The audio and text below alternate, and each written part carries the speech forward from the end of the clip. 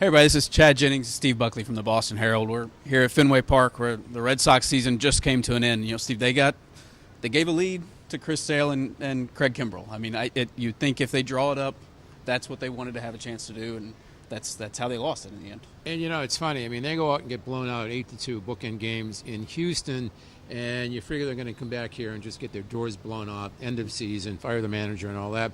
They have a huge game in Game 3 at Fenway, and today all kinds of excitement and plot twists. But at the end of the day, Sale came out and pitched the eighth. I don't think he should have been there. I thought with Bregman up who hits lefties well, they should have brought a right-hander in there. Sale would thrown a ton of pitches. So what I'm getting at here is at the end of the day, we are stuck with the same finger-pointing and second-guessing that would have been in effect if they hadn't been blown out in 3 straight. I wonder how much of it is Sale was so good that you almost wonder, how quickly do you turn away from a guy like that? I mean, one thing about Kimbrell was very good, but he doesn't have a history of going more than 3 or 4 outs. I mean, I wonder if there was some hesitation there.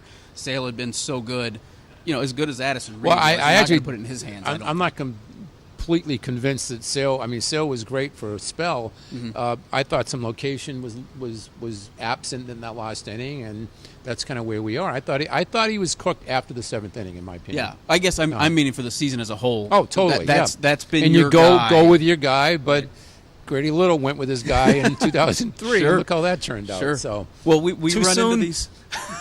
We run into these sort of questions all the time, right, in the postseason. And another thing, we just came out of the clubhouse where Dustin Pedroia was talking, and I mean, we know he played through a lot of knee injuries this year, but he sounded like a guy who's got some decisions to make this offseason in terms of is this something he can just play through like this? Can he get through another season like this, or does he need to have some sort of surgery again to really repair this issue? And it does take us back to when he first hurt the knee this season, and Dave Dombrowski spoke with the media. I don't know if you were in the media room that day, but Dombrowski spoke in terms suggesting this is the way it's going to be from now on. I think chronic, moving forward, forever. I'm sort of inventing some words here, but I came out of that thinking, this is the world according to Dave Dombrowski vis-a-vis Pedroia, and I think there's something to that right now. This team gave you some hope, I think, through the years. At times it looked like a team that could make a run. I mean, there were times in September that they were making a run at the best record in the league.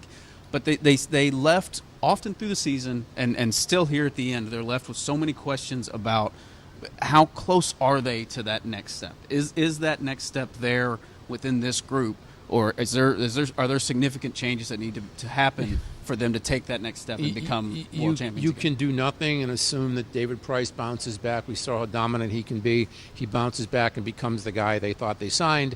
That Porcello turns it around. That Sale maybe gets a bit more rest, goes into and all of a sudden with Pomerantz, Stephen Wright comes back. All of a sudden you're looking again at dominant starting pitching.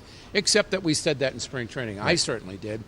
Everything I built around this team in terms of projecting them for 2017 came off as starting pitching, which I thought would be dominant. But we have to look at that.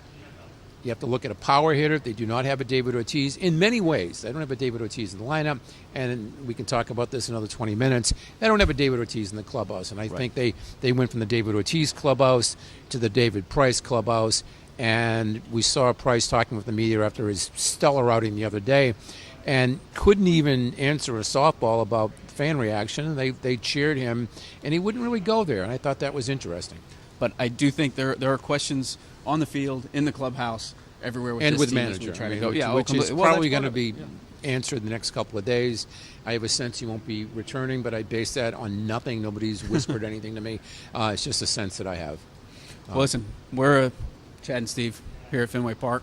Thank you all for watching, for reading, and certainly we'll still be here in the off season. So see you at the winter meetings. We'll see you then.